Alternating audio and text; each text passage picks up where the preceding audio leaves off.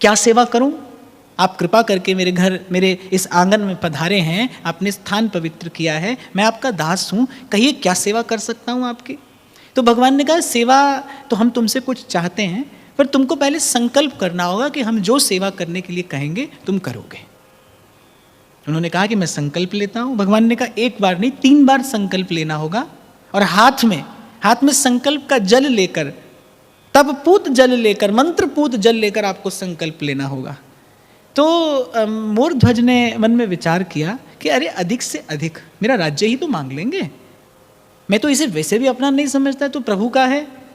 तो उसने कहा कि वैसे तो भूदेव मैंने आपसे निवेदन किया है कि मैं संकल्प लेता हूं कि मैं आप जो कहेंगे मैं दूंगा, पर फिर भी आपकी इच्छा है तो मैं हाथ में जल लेकर संकल्प लेता हूं कि आप जो आज्ञा करेंगे मैं उसका पालन करूंगा। संकल्पबद्ध हो गए राजा।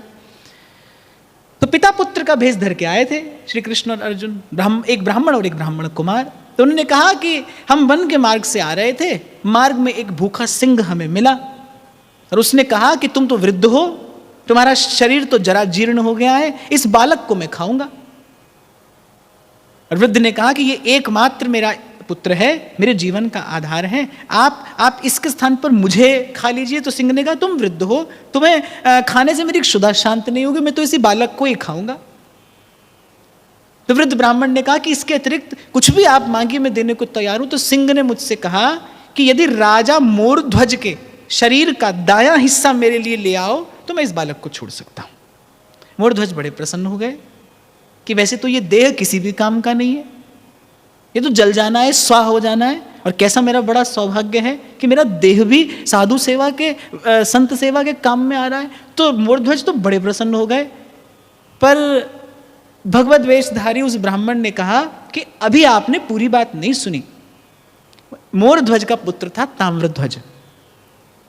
ब्राह्मण ने कहा कि आरा लेकर एक और आपकी रानी और एक और आपका पुत्र, वो दोनों आपके देह को चीरें तो आधा हिस्सा ले जाकर हम सिंह को देंगे और सिंह पाएगा। और ध्यान रहे कि आपके नेत्रों से पीड़ा का अश्रु न टपक पड़े, यदि अश्रु टपके तो फिर आपका देह हमारे किसी काम का नहीं रहेगा।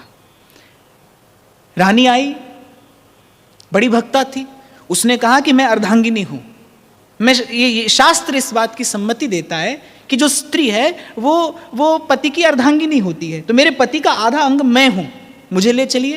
ब्राह्मण नहीं माने। पुत्र ने कहा कि वेद की श्रुति कहती है कि आत्मा व जायते पुत्र, कि पुत्र जो है, जो आत्मज होता है, वो पिता का ही स्वरूप होता है, तो आप मुझे ले चलिए। ब्राह्मण ने कहा भाई हमने तो सिंह की कही बात आपको बता दी, आप देने को प्रस्तुत हैं कि नहीं? आपने संकल्प किया है कि हम जो मांगेंगे आप देंगे। रानी और ताम्रध्वज को श्री मोरध्वज जी ने संकेत किया कि आरा लाओ और एक कार्य आरंभ करो। दोनों ने आरा लेकर चीरना आरंभ किया। अभी कंठ तक आए थे और बाईं आंख से अश्रु टपका। भगवान ने वहीं छोड़ दिया। भगवान ने वहीं छोड़ दिया कि हमने आपसे कहा था पीड़ा का अश्रु नहीं टपके। तो ताम्रध्वज ने कहा यह किसी शारीरिक पीड़ा का अश्रु नहीं है। महाराजा मोरध्वज बोले ये किसी शारीरिक पीड़ा का अश्रु नहीं है। मैं विचार ये कर रहा था कि प्रभु की कृपा होती कि बाकी का आधा हिस्सा भी किसी के काम आ जाता, ये व्यर्थ ही चला जाएगा। केवल इस बात की पीड़ा हो रही है कि प्रभु ने आधा ही सेवा में स्वीकार किया, आधा क्यों छोड़ दिया। बस कहते हैं कि जो प्रभु के धैर्य का भी बांध था टूट गया। द्वारिकाधीश और अर्जुन अपने सहज स्वरूप में प्रकट हुए। अर्जुन के नेत्रों में अश्रु थे कि वस्तुतः ऐसी भक्ति नहीं देखी। अरे हमने तो कौरवों से युद्ध जीतने के लिए द्वारिकाधीश से कैसा कैसा श्रम कराया। रात रात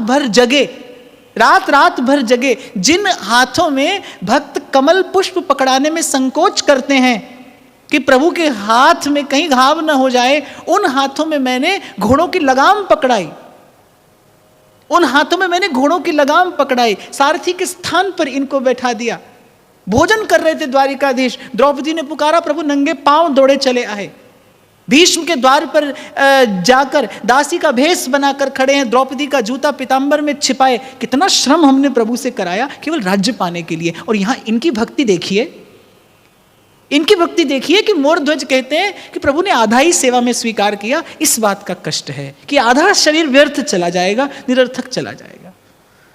करुणा सागर के हृदय से करुणा की धारा फूट पड़ी, स्वस्थ हो गए मोरध्वज। और भगवान ने कहा कि तुम्हें जो कष्ट दिया है मैंने, तुम्हारी परीक्षा लेते हुए जो कष्ट तुम्हें मैंने दिया है, उसका विचार कर करके भगवान कह रहे हैं मेरा हृदय भरा जा रहा है, मेरा कंठ सूखता जा रहा है, मैं बड़े कष्ट में हूं, मुझे इस कष्ट से मुक्त करने के लिए मोरध्वज मुझसे कुछ मांगो, मैं तुम्हें कुछ देना चाहता हूं, मेरा हृदय बहुत विदीर्ण हो रहा है, जो कष्ट जो पीड़ा मैंने तुम तीनों को दी उसका विचार करके मेरा हृदय भरा जा रहा है, मेरा कंठ सूख रहा है, मैं व्याकुल हो रहा हूं, मेरे इस कष्ट को दूर करने के लिए मुझसे कुछ मांगो।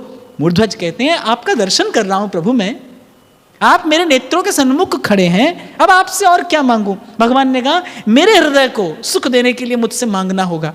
और मूर्ध्वज क्या मांगते हैं कि प्रभु यदि आप देना चाहते हैं तो फिर मुझे ये वर दीजिए कि कलयुग का मनुष्य परीक्षा देने योग्य नहीं होगा। तो अगर आप प्रसन्न हैं और मुझे देना चाहते हैं तो फिर हे नाथ मुझे ये वचन दीजिए कि आप कलयुग में कभी भक्तों की परीक्षा नहीं लेंगे। हम तो छोटा सा कष्ट आए तो सोचते भगवान परीक्षा ले रहे हैं, भगवान परीक्षा ले रहे हैं। भगवान परीक्षा लें तो आप और मैं हैं देने योग्य परीक्षा? अरे प्रभु जानते हैं आपकी मेरी योग्यता और सामर्थ्य क्या है, क्यों कर वो आपसे मुझसे परीक्षा लेने लगे? आप और मैं तो अपने अपने कर्म का लेखा जोखा लेकर आए हैं भाई, वो भी प्रभु की कृपा से। प्रभु आप पर मुझ पर कृपा दृष्टि कृपा वृष्टि का वर्षण करते हुए आपके मेरे मार्ग में आने वाली सूली को कांटा बनाते चलते हैं, आपको मुझे खबर नहीं पड़ती। वो बात दूसरी है कि आपको मुझे इसका अनुभव नहीं होता। जब आता है ना कांटों से भरा पथ उठा लेते हैं भगवान भक्त को गोद में, उसे खबर नहीं पड़ती, खबर ही नहीं पड़ने देते प्रभु कि भक्त के लिए क्या क्या किया जा रहा है। तो मूर्ध्वज ने कहा कि प्रभु ये वचन दीजिए मुझे, ये वर दीजिए मुझे कि अब से आप अपने भक्तों की परीक्षा नहीं लेंगे। और भगवान ने कहा कि मैं वचन देता हूं तुम्हें कि भक्त की परीक्षा नहीं होगी। तो भक्तमाल साक्षी देती है इस भाव की, भाई भक्त की परीक्षा नहीं होती। कभी मन में ये भाव मत लाइए ठाकुर जी परीक्षा ले रहे हैं हमारी, उन्हें ना तो कोई आवश्यकता है, और परीक्षा तो वो लेता है जो न जानता हो। जैसे अध्यापिका परीक्षा लेती है बालक की, भाई देखो इसको कितना आता है, पर वो तो भीतर बैठा भी देख रहा है, वो तो बाहर से भी देख रहा है, वो तो भीतर बाहर से आपको मुझे देखता है, जानता है, पहचानता है, उसे कोई आवश्यकता भी नहीं परीक्षा लेने की। विश्वास रखिए जो भी आप और मैं यहां पर भोग रहे हैं या भुगत रहे हैं, ये आपके मेरे कर्मों का लेखा जोखा है।